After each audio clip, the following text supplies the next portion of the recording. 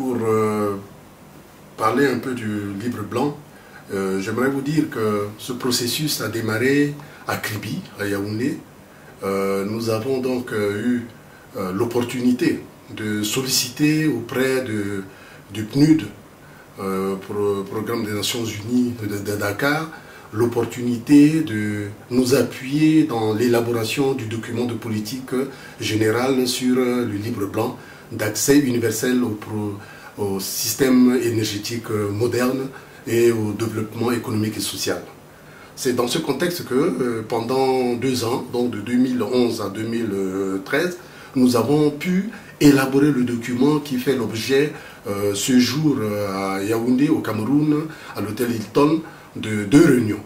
Une réunion des experts pour l'adoption du document au niveau technique et une réunion des ministres en charge de l'énergie, de la CEMAC et de la CEAC. C'est pour vous dire que le livre blanc vient donc corroborer tous les programmes nationaux que nous élaborons depuis, la CEMAC aussi bien que la CEAC, à partir de nos visions. Les visions de ces 2 institutions régionales ont permis donc d'intégrer, de fusionner et de donner donc un objectif global du livre blanc de la CEMAC, de la CEAC. Il va sans dire que déjà tous les projets sous-régionaux sont intégrés dans ce processus-là, dans ce livre blanc, qui, grâce donc au PNUD, aujourd'hui, nous donne l'opportunité d'être en phase avec l'initiative Énergie pour tous. Nous osons espérer que ce projet, ce document qui est élaboré de manière participative au niveau de toutes nos communautés intellectuelles et techniques, permettrait donc de disposer d'un éventail de toutes les technologies de l'accès aux services énergétiques pour la lutte contre la pauvreté.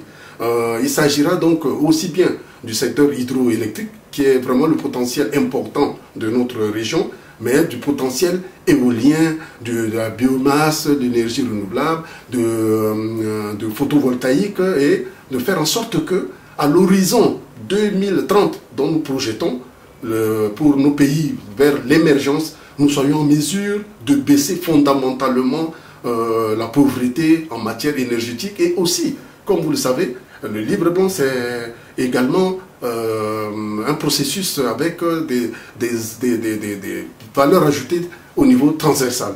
Et c'est en cela que c'est la lutte globale au niveau santé, éducation, accès à l'énergie pour tous, et au niveau des populations les plus démunies, au niveau urbain et au niveau rural.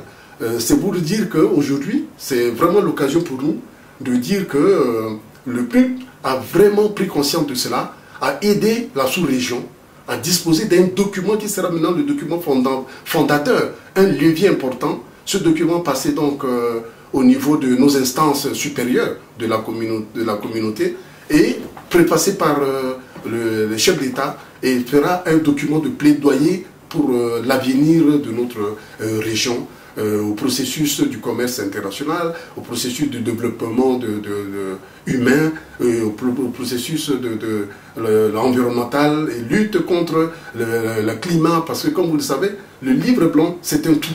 Ça nous permet donc d'attaquer les difficultés que nous avons de développement industriel notamment, et de faire en sorte que nous puissions être aussi à l'avant-garde du développement. Voilà donc de manière un peu résumée ce que je vous l'ai dit.